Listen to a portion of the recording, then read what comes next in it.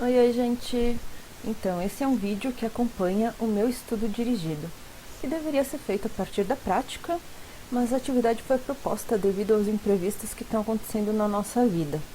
Mas num outro vídeo que é sobre esse assunto, né?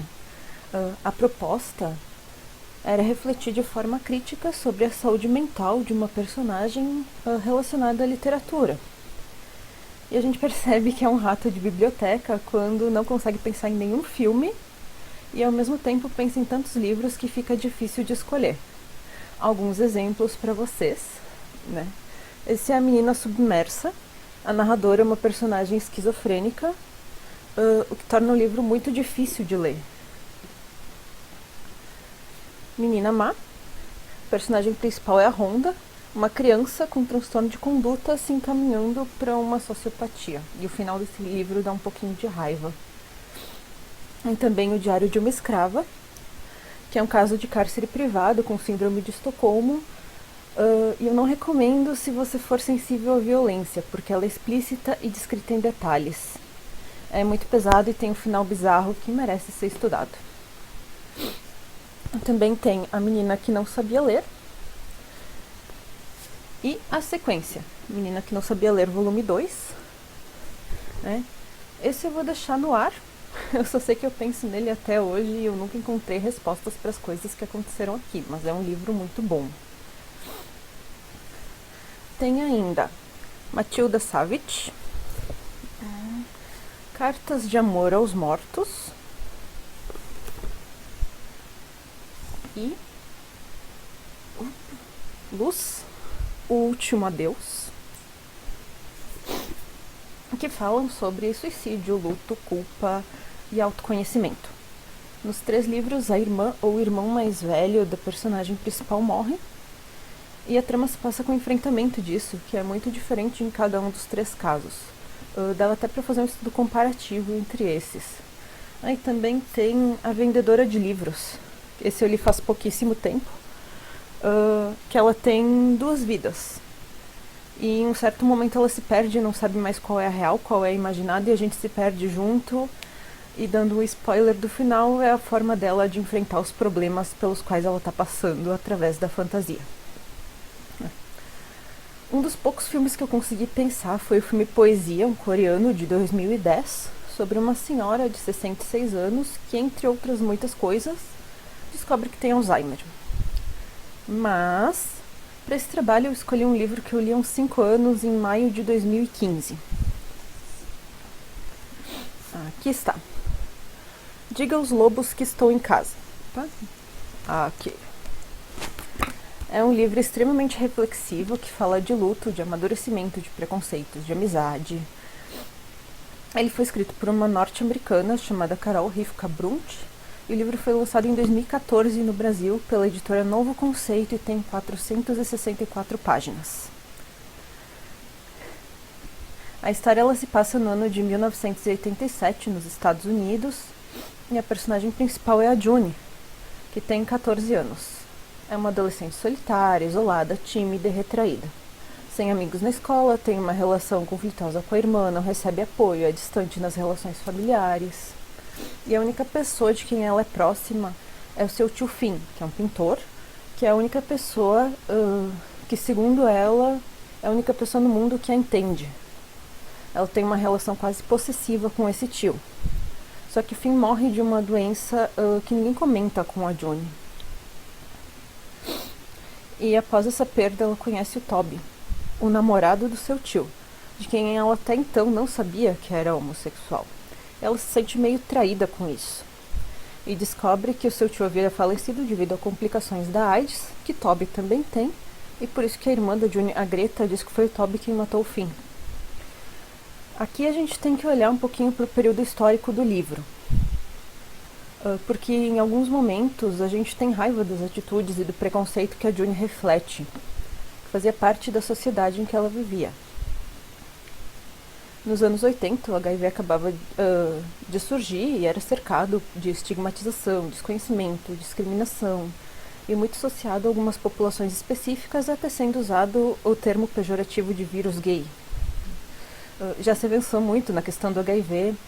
Os tratamentos foram cada vez mais aprimorados, diminuindo a carga viral, garantindo uma melhor qualidade de vida e longevidade para as pessoas. Tem até notícias recentes que descrevem a cura de 2 pacientes a partir de tratamento experimental. Um em Londres e um em Berlim, dessa doença antes considerada sentença de morte. Apesar dos avanços no tratamento e conhecimento da doença, ainda tem muito preconceito, muita discriminação e grande desconhecimento das formas de transmissão.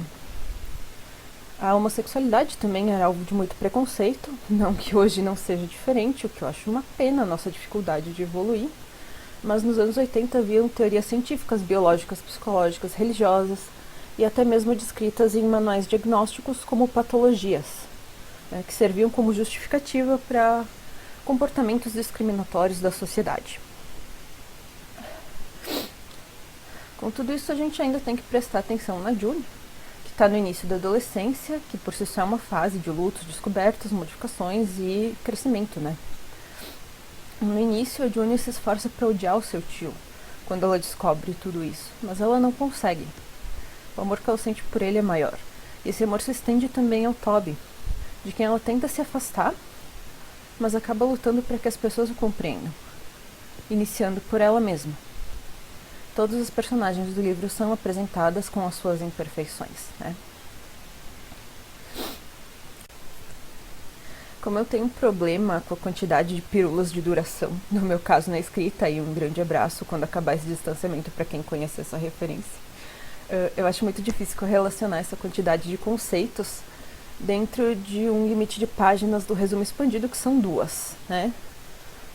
Mas eu tentei fazer uma conexão de toda essa narrativa em seu momento histórico, focando na June, que no primeiro momento tem o enfrentamento do luto, depois passa por um crescimento gradual, que eu coloquei como um exemplo de tendência atualizante da abordagem centrada na pessoa de Rogers, porque me chamou a atenção sim a abertura e o amadurecimento da June.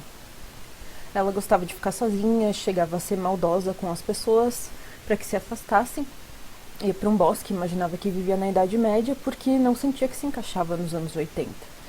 E a partir dos conflitos, sem spoilers, ela passa a se relacionar com as pessoas de uma forma mais real. Quanto ao luto pelo qual a June passa, e que desencadeia os acontecimentos seguintes, né, eu ressalto a ressignificação que precisa ser feita, porque o luto é desorganizador, é angustiante, não é apenas a pessoa que desaparece, mas também a história de vida que tinha em comum. A pessoa em processo de luto sente que falta não apenas da própria pessoa, mas da relação que havia. E ela precisa dar continuidade à própria vida, se adaptando a essa nova fase, marcada pelo vazio daquele que já não está mais. A ressignificação passa pelos novos modos e possibilidades de existir em um mundo sem aquele que partiu. E a morte se mostra perturbadora, quando a gente percebe que as pessoas que nós amamos podem morrer. O sujeito não se sente mais pertencente ao mundo, como se tivesse sido sepultado junto com aquele que faleceu. É um rompimento difícil de lidar, uma quebra de vínculos, uma reorganização desse relacionamento. A gente já conhece as 5 fases do luto de Kubler-Ross: negação, raiva, barganha, depressão e aceitação, ou melhor, adaptação, porque aceitar é bem difícil. Mas Bowlby também apresenta as fases do luto, que tem a ver com apego, que é a sua teoria mais conhecida. Para ele, as 4 fases são o entorpecimento,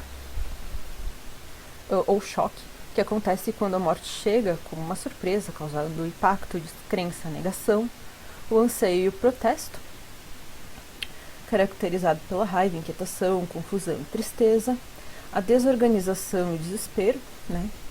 Quando reconhece a perda, fica desmotivado, apático, deprimido. E, por fim, a reorganização, que tem como uma redefinição de papéis, desenvolvimento de novas habilidades, né? Assim como as fases descritas por Kubler-Ross, as frases descritas por Bowlby não são sequenciais e a pessoa não vai necessariamente passar por todas elas.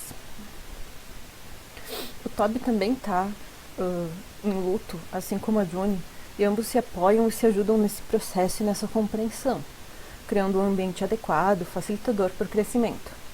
Esse crescimento apresentado pelo personagem pode ser relacionado ao conceito de tendência atualizante de Rogers. que caracteriza o crescimento como um movimento em direção à flexibilidade, à autoestima, ao respeito por si e pelos outros. Cada indivíduo traz internamente uma capacidade e um potencial particular de caminhar rumo à maturidade, se reestruturar, se reorganizar, crescer e se desenvolver. Se autorrealizar e atualizar suas potencialidades numa direção positiva e construtiva, a fim de tornar-se pessoa, como diz Rogers, né? Fazendo uma nova imagem de si, modificando suas percepções, reinventando seu mundo, reorganizando as suas atitudes e tendo uma maior abertura, com mais independência, autonomia, liberdade e responsabilidade. A tendência de crescimento que existe em cada pessoa é um processo de autorrealização e atualização, voltado para frente de desenvolvimento e realização plena do seu potencial, né? Segundo Roger, nós somos batatas. Isso mesmo, porque ele compara a tendência atualizante que cada pessoa traz dentro de si com batatas que, mesmo guardadas em um porão escuro, tendem a direcionar seus brotes para cima em direção à luz. Rogers também aponta para a importância da intervenção no meio social, que aqui pode ser exemplificada pela percepção quanto a AIDS e HIV e o preconceito quanto à sexualidade do personagem, né? Pensando em tudo isso, eu acredito que se a Júnior tivesse sido atendida em um processo de psicoterapia centrado na pessoa, ela teria se beneficiado muito, mesmo com o já presente processo de crescimento da personagem. Em tornar-se pessoa, Roger descreve a terapia como um processo de aprendizado no qual o cliente aprende novos aspectos de si, novas maneiras de relacionar com os outros, novas formas de comportamento. Trata de um processo que acredita na autonomia do cliente, que trata ele com atenção, empatia, aceitação incondicional e ausência de julgamento, construindo assim um ambiente psicológico facilitador. E assim eu finalizo esse vídeo. Eu espero que não tenha ficado muito longo, que tenha ficado claro, que mesmo com essa gambiarra que eu fiz para poder fazer isso tenha ficado minimamente aceitável e com a minha falta de experiência com câmeras também. Eu não pretendo editar esse vídeo porque me faltam habilidades para isso. As referências eu vou deixar aqui embaixo na descrição, né? E vamos nos adaptando a esses tempos de pandemia. Fiquem bem!